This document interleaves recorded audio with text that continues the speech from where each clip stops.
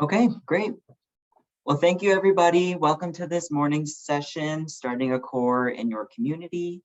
I am Bobby Tillett, Member Services Manager at the Core Network, and I am excited and honored to be joined by two colleagues here.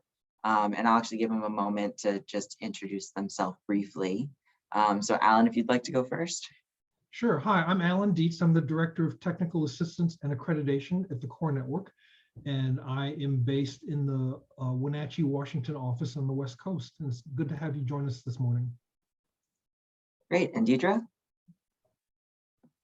Hello, everyone. I am Deirdre Wright, and I'm the Director of Environmental Stewardship, and I am based in Buffalo, New York, and I'm with Heart of the City Neighborhoods.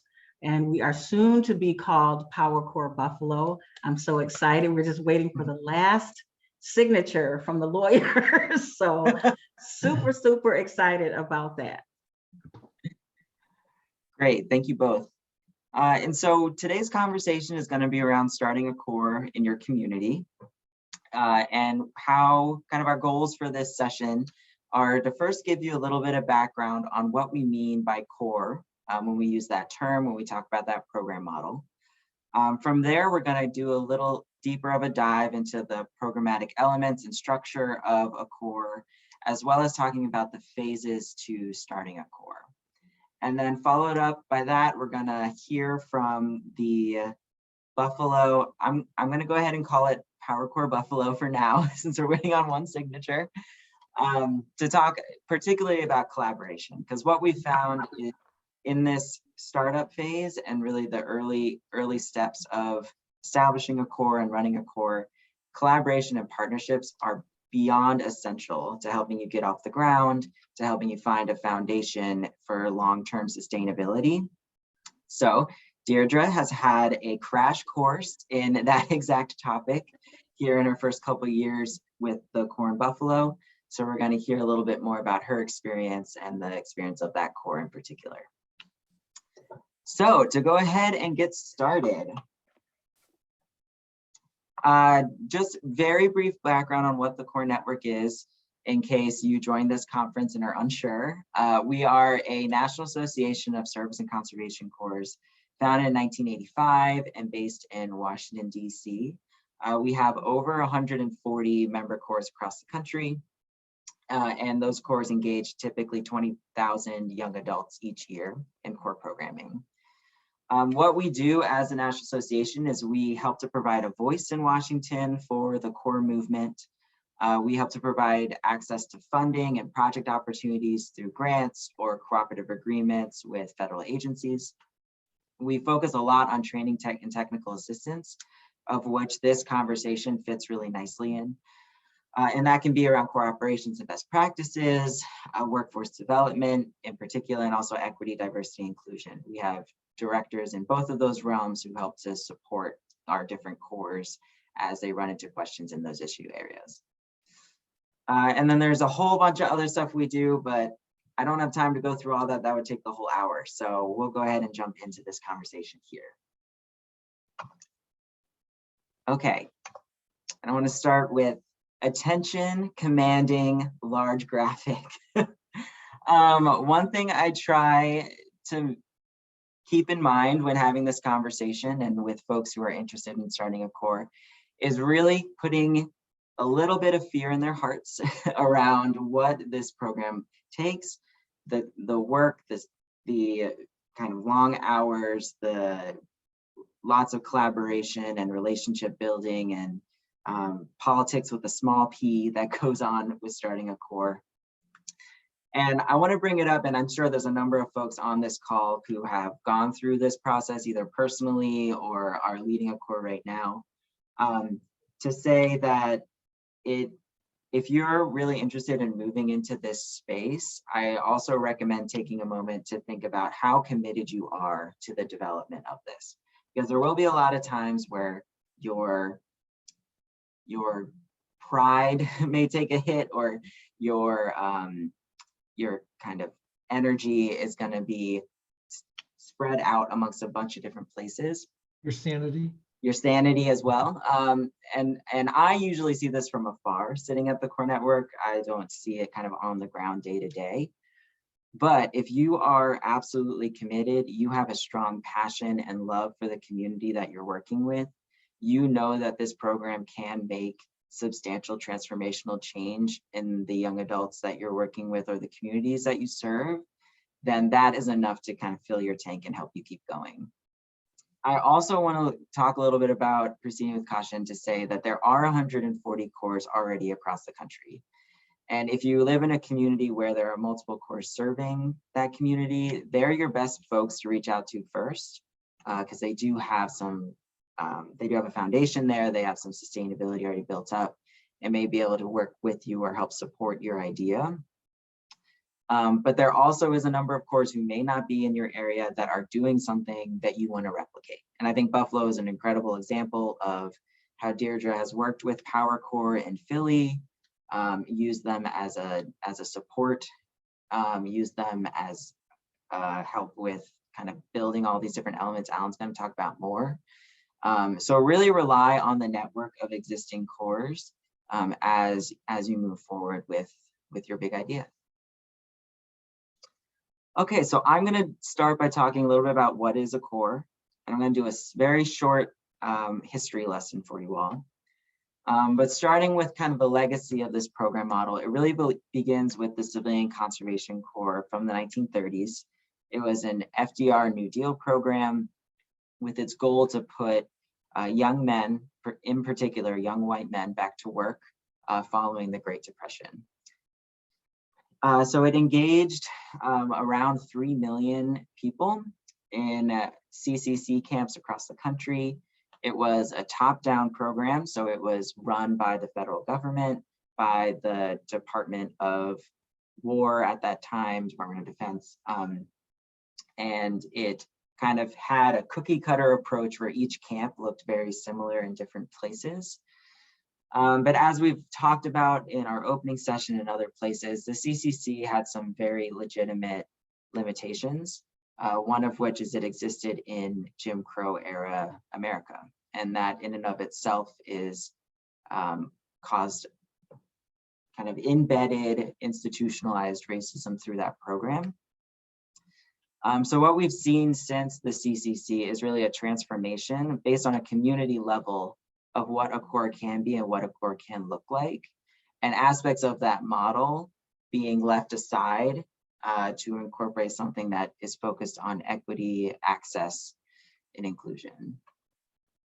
So the core movement of today looks very different than what we saw in the 30s or even the 50s, 60s, and 70s with the Young Adult Conservation Corps and previous renditions of the YCC. And what we look at now is kind of 5 main characteristics that define what a modern core is. And they're very broad and they're purposefully broad, because in our definition, in our mission as the core network, is that the core model is something that can pertain or support any community, regardless of their needs, regardless of the community members that it's working to support. So cores are first locally based organizations that engage young adults, typically 16 to 25. We've seen this expand over time to even have no upper age range. So that's something that's happening currently and is actually really shifting the definition of a core, and something we're happy to talk about in Q&A if you want to talk more. The first thing is they have a limited term of service. So there is a start date and an end date to the program. That a member could engage in multiple terms of service and that term of service can be anywhere from 3 months. Some programs do it for 2 years, but it's not created as a long-term career option or job as a core member position. The third thing is that core participants, or what we call core members, gain work experience and develop in-demand skills. So it's not just a general contractor where the focus is getting the work done, getting the service projects finished. It really is based at its root on the core member themselves, what their personal journey looks like, that they're getting whatever or achieving whatever goals they're looking to achieve while enrolled in the program. Fourth is really important. Corps members are paid. No core program is volunteer and has no sort of payment to the member while they're serving. And then the fifth one, oh, I may need to update this slide because I don't see it on here. But the fifth one is that they provide service to their communities. So the actual projects they complete have a public benefit. And as I said, we have 140 member corps across the country. We've seen the number of corps members in total range between 20 and 25,000 on any given year. And talking a little bit more about how each corps kind of looks different. And these are just some examples of ways corps incorporate intentional programming. And some of that can be added on depending on the group that the corps members are working with, the community that they're working with. But these are pretty standard in terms of the common elements. So intensive corps member and career leader orientation and training, individualized corps member assessments or personal planning, goal development, workforce development, leadership development, civic engagement. All those are components that you see from national service programming more broadly, but in particular when it comes to corps, the emphasis on workforce development versus civic engagement versus leadership development could look different depending on the population the corps is working with. And the resources that the corps has, to be honest, that's probably more likely. And then corps members can gain a lot of different things, once again, depending on where that corps member is coming into the program and where they want to be when they leave. Such as hands-on work experience, GED or high school diploma attainment. Some corps have that as an aspect built into the program. Wraparound support services. Many corps partner with support service providers or have someone on staff that is a support service manager that can help with referrals or directing that corps member to help them meet their basic needs and be successful in the program, be able to focus on the program without their basic needs not being met. And then the type of projects corps can do really ranges the gamut. I think the difference that you see and who the Corps Network represents and the work we do is we are focused more on environmental stewardship. And that can look like disaster response, that could look like even cultural stewardship, that could look a lot of different things, green infrastructure, wastewater management.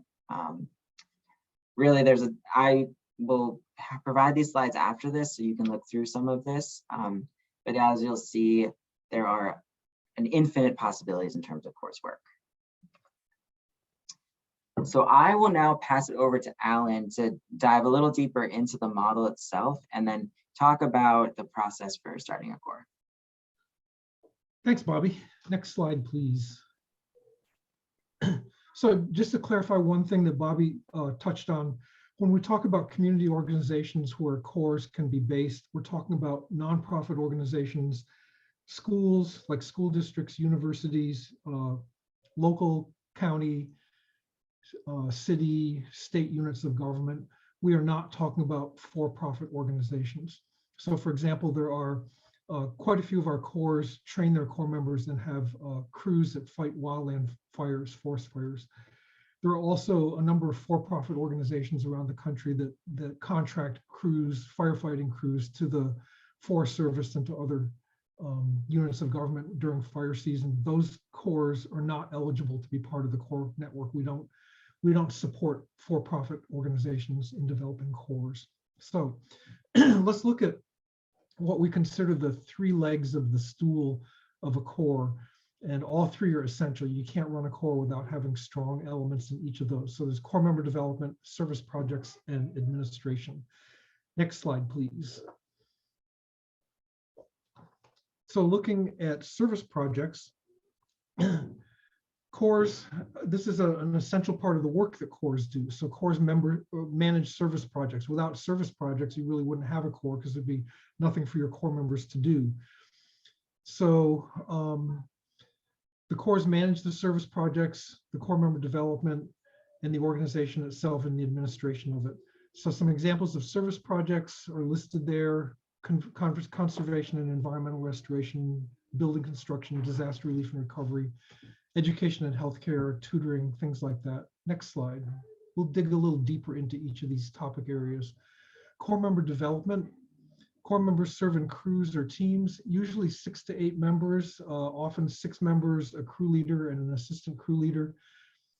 And there are some cores that have individual placement models where the core members are placed in conservation environmental organizations individually rather than as a crew or a team. So the focus on core member development is personal growth. So setting goals and tracking progress.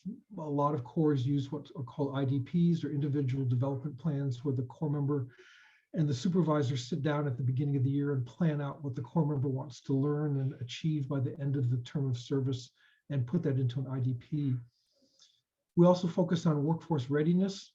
So core members, many core members, because of their age, may have not had a full-time job before, and they learn about workforce readiness, about showing up to work on time, about communication as part of a team, about leadership skills.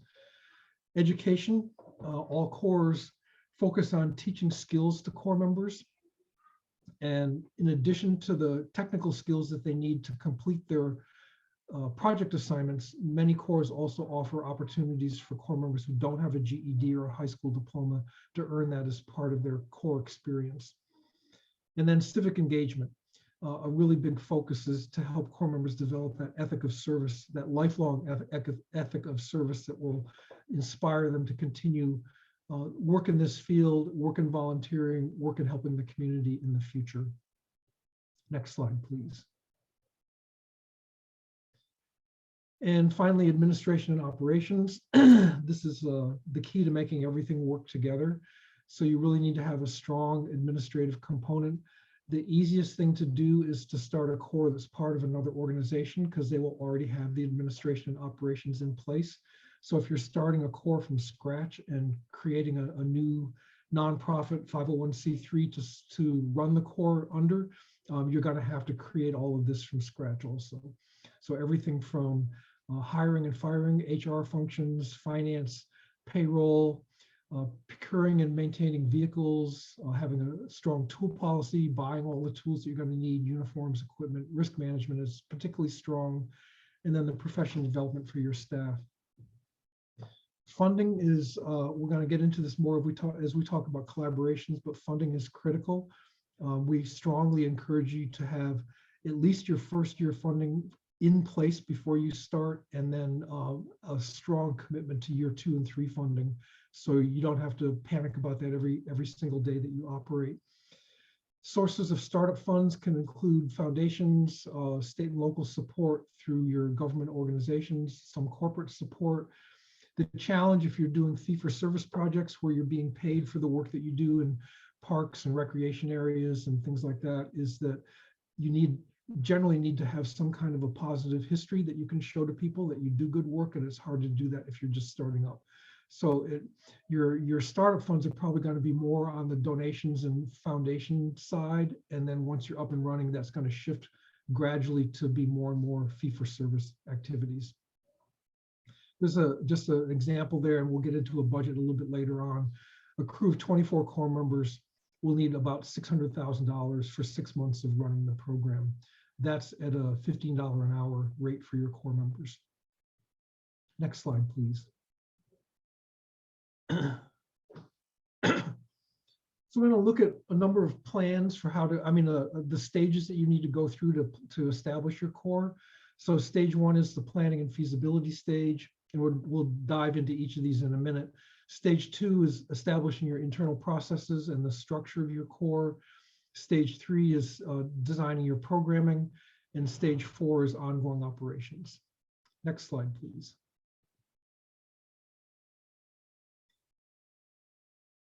So stage 1, the planning and feasibility stage. When you're assessing feasibility, going back again to collaboration, you can't do this by yourself. There's no way that you can start a core and run it without any kind of outside support for that. So gauging your community interest, starting to line up some key champions in your community who can promote the work that you're planning on doing and promote the concept of a core, identifying your financial and your in-kind resources. Yeah, don't just look for cash donations, look for people who can, for example, help with your training, donate tools, have projects for you to work on to develop your skills and to develop your reputation. And then influential individuals, we call those champions, who are willing to promote the concept of a core. And then assessing the capacity of selected management entities. So you may be at a position where you really want to start a core, and there may be 3 or 4 potential organizations in your community that could help with that. Looking at each of those in depth to see who would be the best fit for what you're doing is an important early part of your planning. Selecting a planning team or an advisory committee, if you want to call it that, is key. They're going to be managing this first part of the planning and feasibility phase, assessing the systems that are going to impact the program. What's your local environment look like in terms of politics, in terms of funding, in terms of your ability to recruit people to be part of your core, coordinating your local outreach, create an elevator speech or a pitch for essential partners, determining what your mission, vision, and theory of change are going to be. It's really, really helpful to work through a logic model at this phase, so you can kind of look at how all of the different pieces of what you're putting together connect to each other and lead towards the outcomes that you're looking to achieve. Designing the program service focus, are you going to be doing solar panel installation? Are you going to be doing trail building? Are you going to be doing salmon streambed rehabilitation, restoration, riparian fencing? What is it that your core is going to focus on? And then creating a budget to run all of that. And we have a sample budget that we'll share later. Next. Alan, can I jump in just real quick? Please.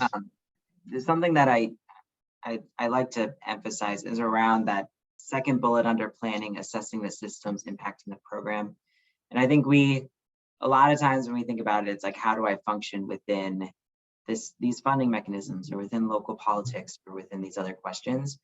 But what we're asking when we ask that question and working with different communities is like, what are the systems you're looking to change? Because a lot of times the reason a core seems like a good opportunity for a community you're working with is because some of those systems are broken. And your goal is working to help members to be able to work through systems that aren't working for them currently. So we're talking about not just how you can achieve the funding you need or the partnerships you need, but as a mission, as a value in your program, in your organization, how are you hoping to change these systems, and how can you develop a program that helps to meet that goal?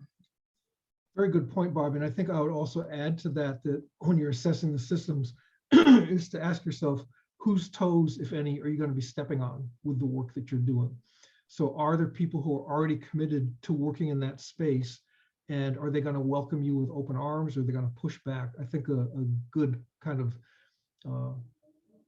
strong example of this is unions. If there are unions in your community that are doing work in this area, it's far to your advantage to get them involved in this process early on, and point this to them as a way to provide early training for people who potentially might become part of their union, and have that be a smooth transition rather than having to battle them at every step of the way. Okay, next slide.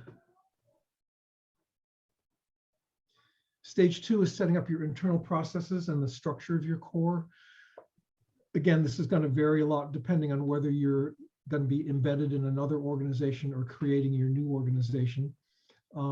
So you need to create job descriptions, hire staff, determine what kind of staff and how many you need, hire administrative or financial staff, or partner with an organization that has those. Identify service projects, create MOUs, memorandum of understanding with potential partners. Start to do outreach and core member recruitment. You have a lot of control over how you want to design that.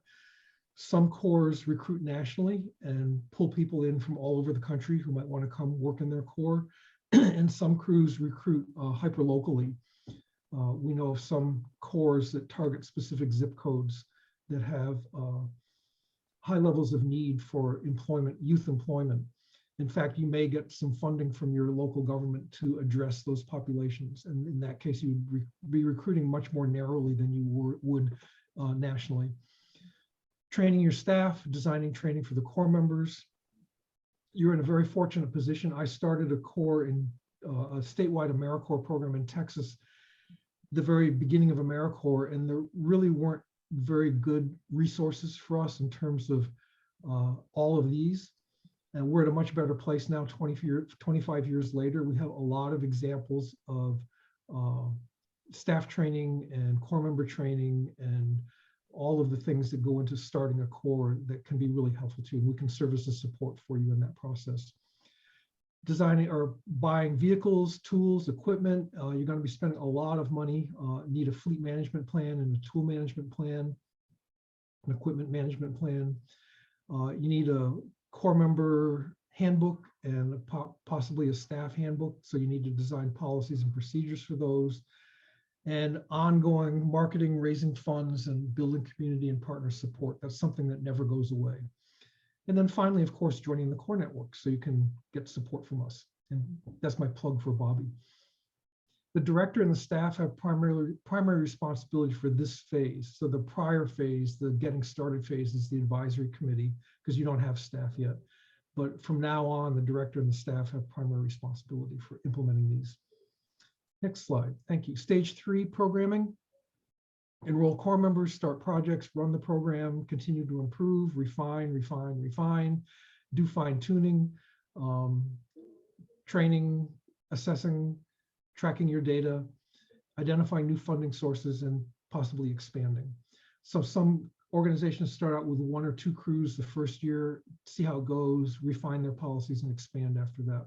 Again, directors and staff have primary responsibility for this. Next slide.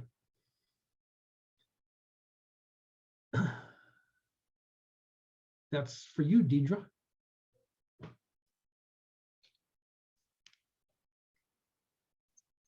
Oh, sorry, Deidre. I think you are on mute, but also I'm going to pull up your slides. Okay. Yep, I'm here now. Hello, everyone.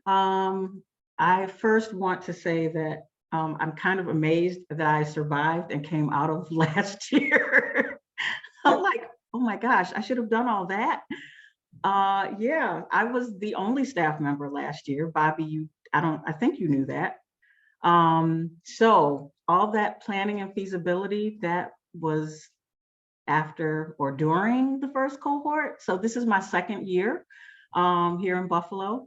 And last year was tough because I was getting tools and uniforms and equipment and recruiting and dealing with HR and everything else that was on those slides pretty much by myself. I had a steering committee of my key partners, but I was boots on the ground. So at some point when I was recruiting, I was literally at a basketball court trying to find members for my Corps. So I'm not even sure how to take that presentation right now, but I've had a lot more time to get it together. So you can go on to the next slide, Bobby, thank you.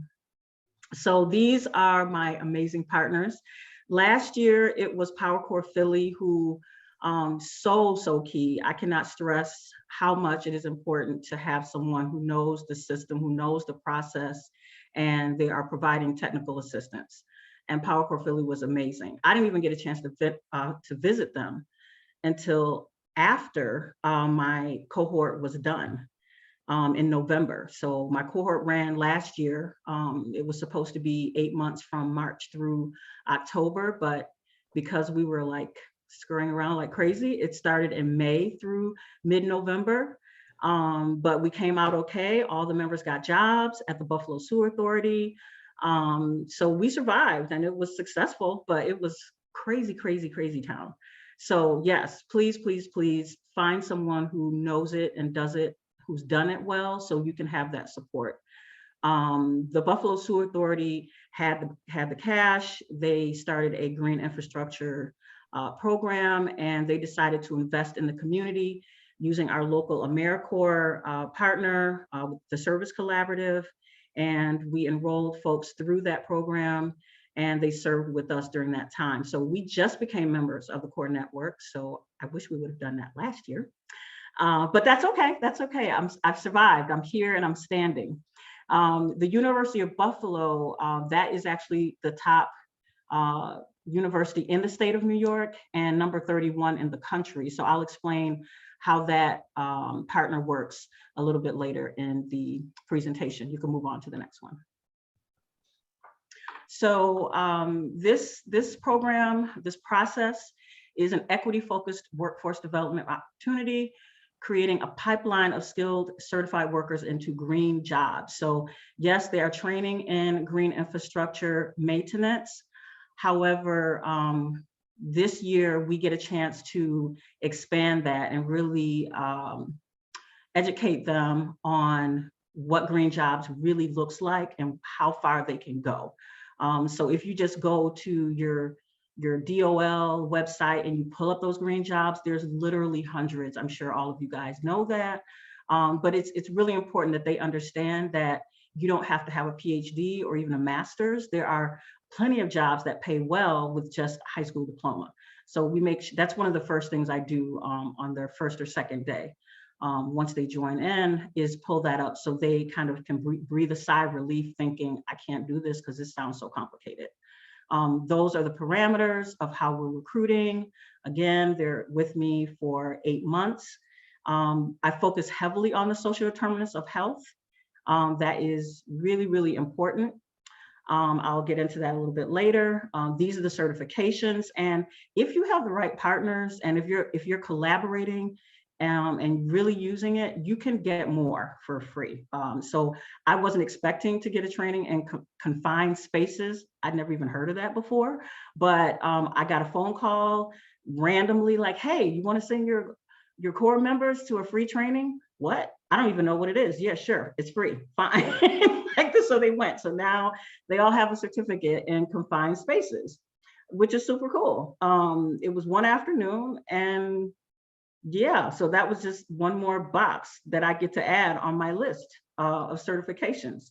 We also go through an individual development plan. That is another collaboration.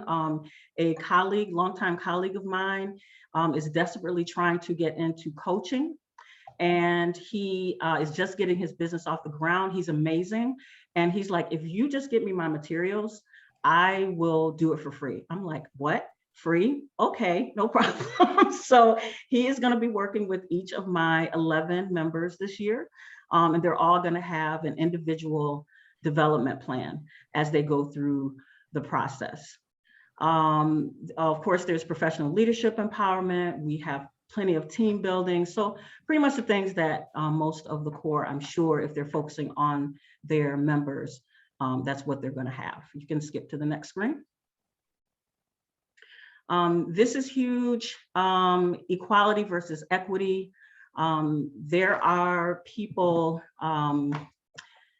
in our community, thankfully, who are working on that fence, so, I am working on the boxes. I'm working on providing them with opportunities, resources, instruction, safe spaces.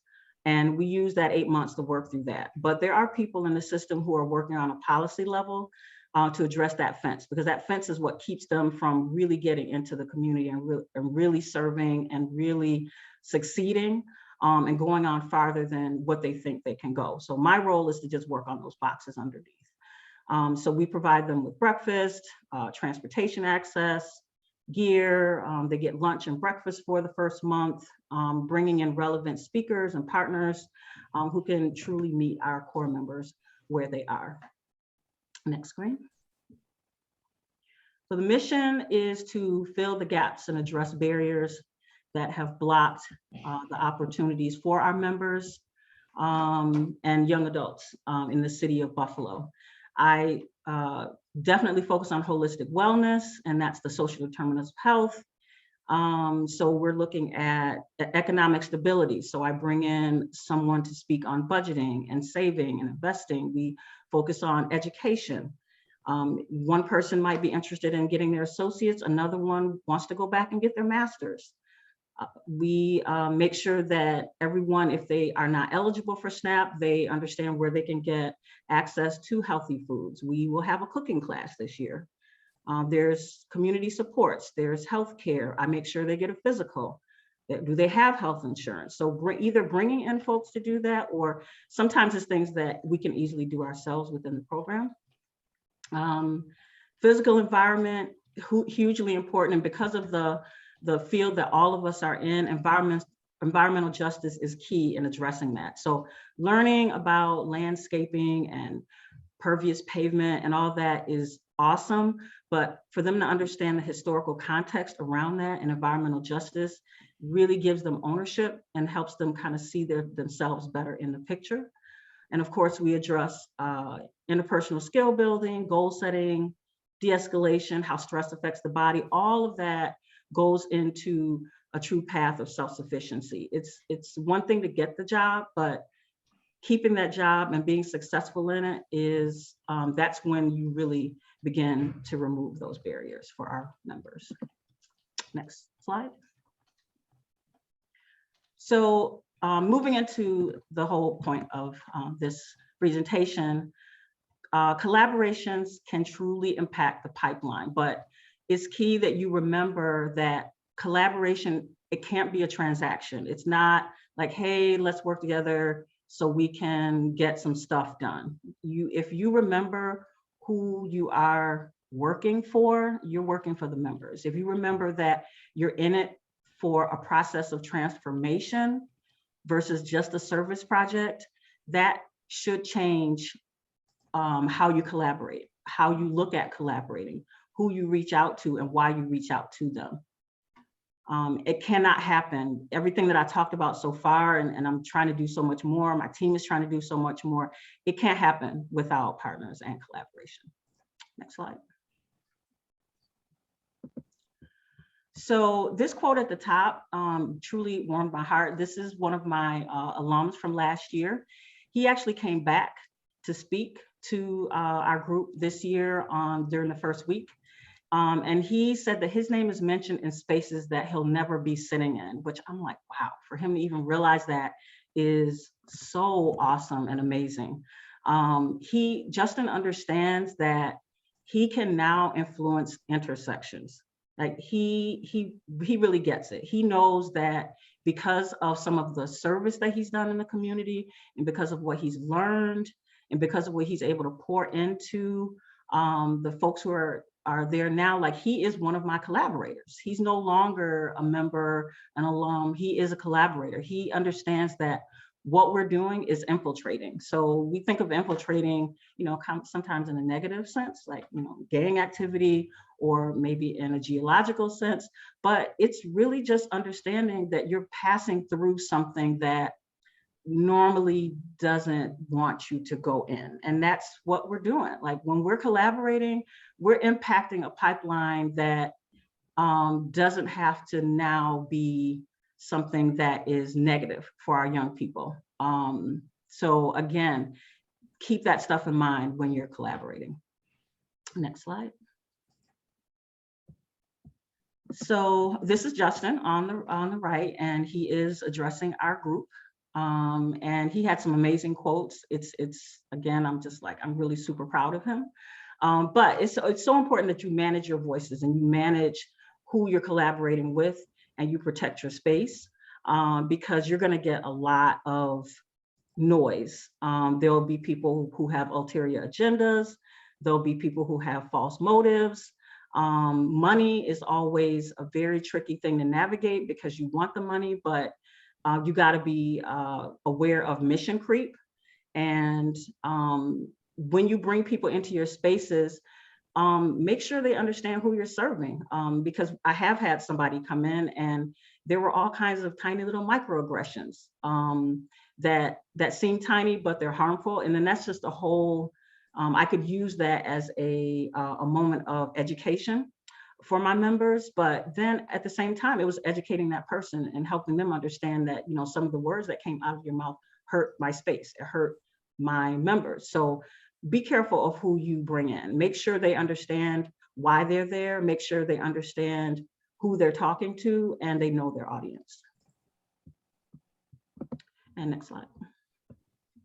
So when you're networking, make sure you are networking for the next. So always keep it in mind, like, what is this going to mean for next week, next month, next year? So I mentioned UB earlier. So on the right is Lisa V from UB, SUNY State University of New York at Buffalo. And they are huge. And for me to connect with her, this was because I was on a radio show and somebody heard me talking and they said, oh my gosh, you need to meet Lisa because she's at the Research for Education and Energy and Environment and Water, which meant nothing to me at the time. I'm like, that's a really long title. UB is not the friendliest education arena in Buffalo. That, you know, they're the really expensive university, even though they're a state university. They try really hard to come into our community, but they're not received well. So UB is always trying to get into the space and always trying to work with the community, but they never quite are successful in doing that. So one of the points I have here is finding folks who need you. So the UB and the Main Street Garden Group are really good examples of that. Both of those people don't have an end to the urban community, but they need us. So how do you use that opportunity to speak to that? How do you use that opportunity? Yes, you're getting your service work into the community. Yes, you're teaching your members, but you're also teaching them, and they know they need you because they can't get into the community without you. So it's a really good opportunity to barter and do some asset building in that way. I already mentioned the guests and the speakers who can address within context. Remember what you're trying to accomplish with your members. And if you remember that, that will affect the way you find your collaborators. You can inadvertently create a niche, as we did with UB. So right now, I think I told Bobby I was so excited because I didn't think anybody else would be as excited as I was.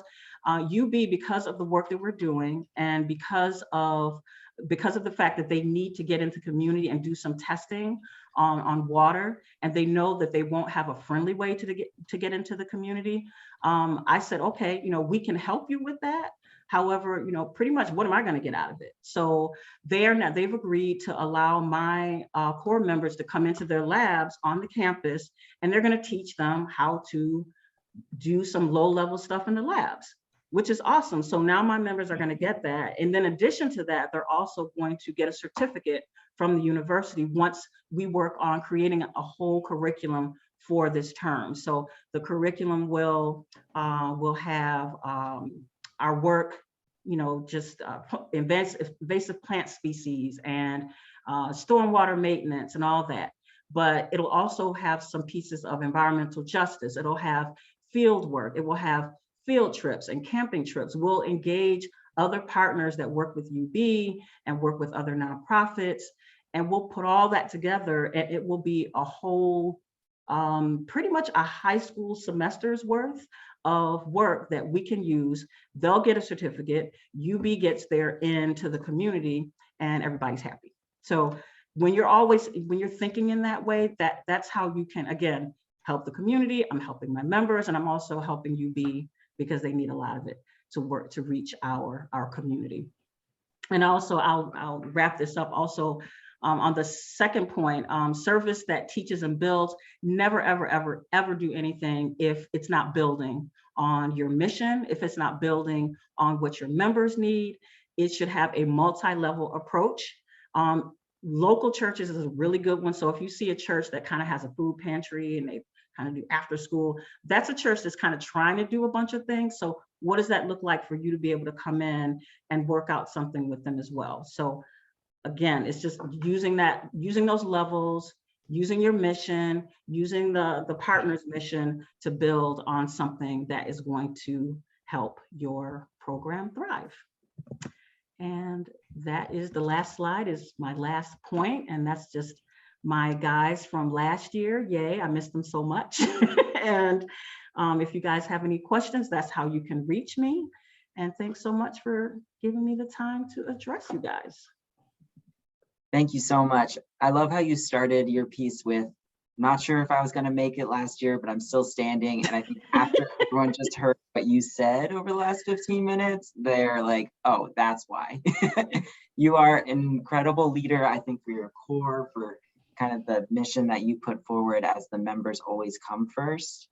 And a lot of times, I think when it comes to collaboration, people will get stuck in that world of, this is an extremely important partner. I need to do everything. I need to bend over backwards to support them in every way I can, because I need to get them on this letterhead for our core, like, type thing. And keeping the members in mind always first and foremost helps create an even more beneficial partnership for you and for that partner if they really want to come to work with the members that you're working with. And Deidre, you have two questions, or one question that's a two-part question.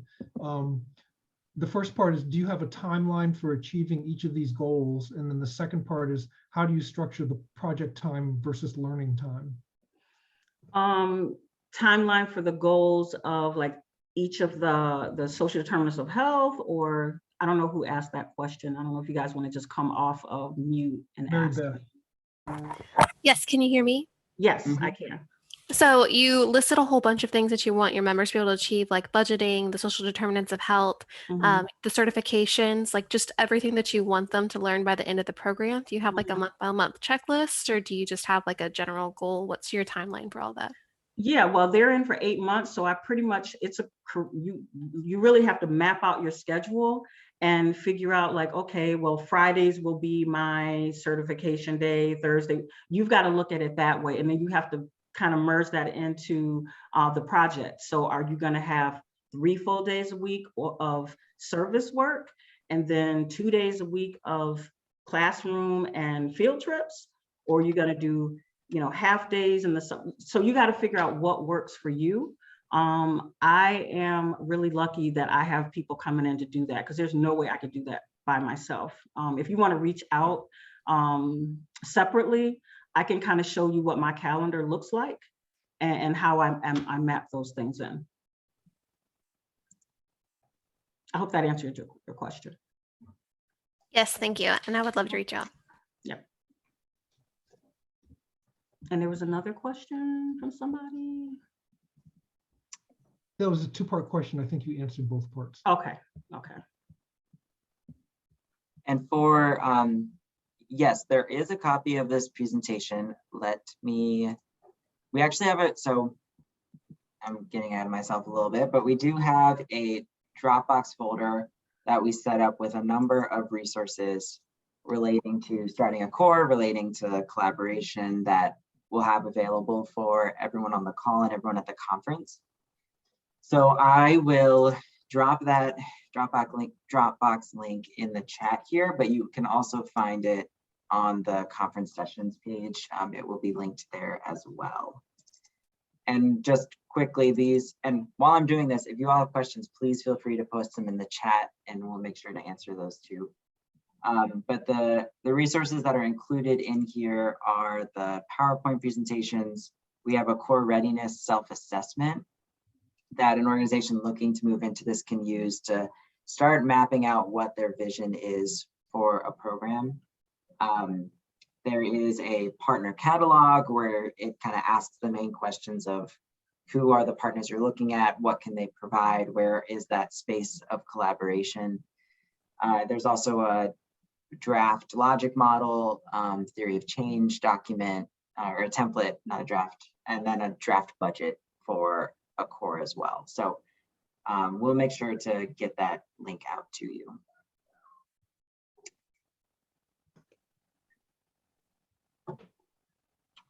I do also want to say, Alan, you mentioned bad weather projects. Another list of folks that you can make sure to have is literally every community center in your area. Like, really. I'm in Buffalo, so spring comes a little late. So it was still a little chilly last week. I have sun today. I'm not sure how warm it is outside. I didn't want to look at the weather.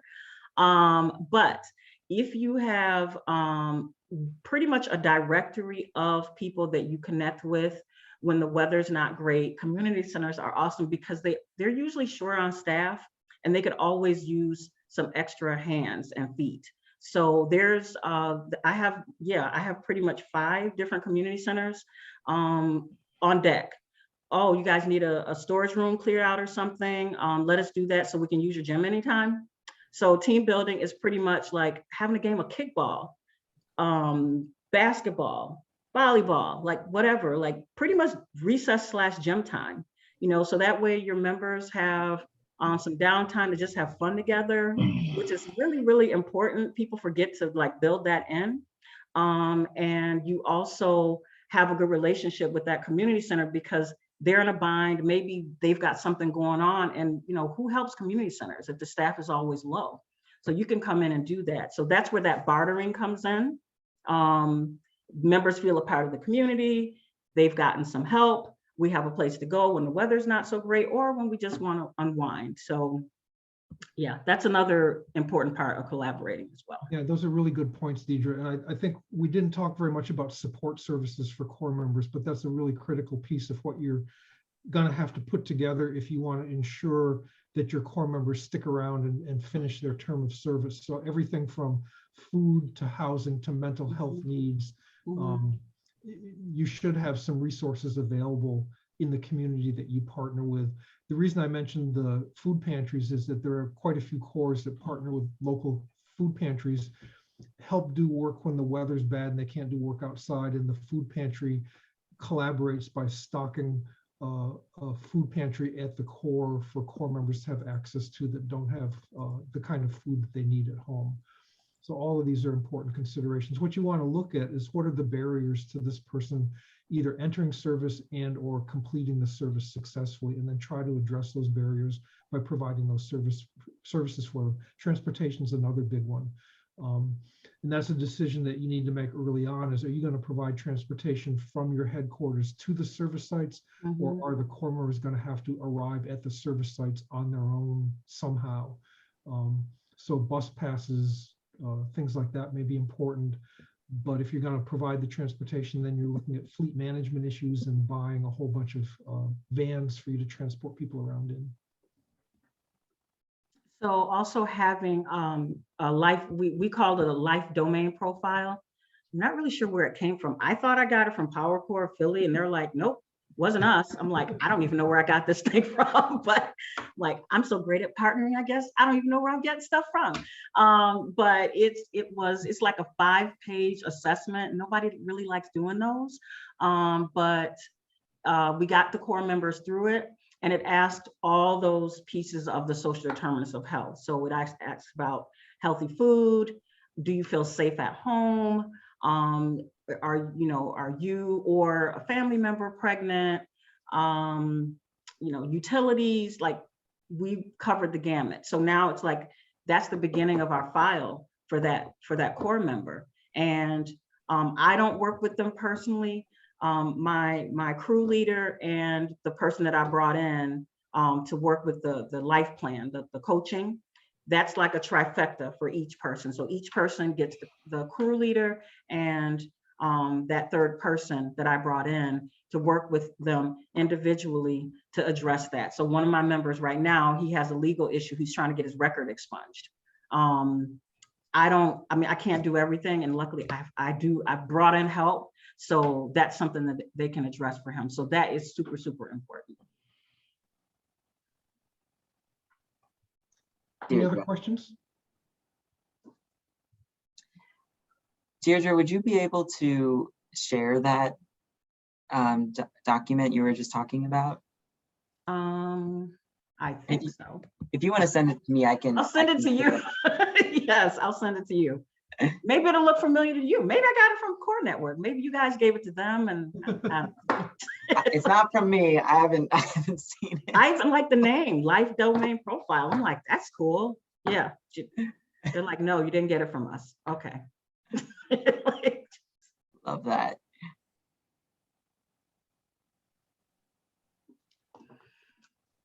Okay, well, it looks like we don't have a ton more questions, but if you do, feel free to send them either in the chat feature on the platform. Oh, let me share our contact information so that you can also find us here. Oh, looks like there seems to be some Dropbox drama, so I will figure that out and then also send this link out to everyone who joined the call if you have issues accessing it. Okay. But yeah, we are available. Alan and I focus very, like, almost primarily on new core development, working with cores looking to expand, looking to work with new populations. So if you want to reach out to us, feel free. But as Deirdre mentioned and others have said as well, having someone who had that experience on the ground is an incredible resource.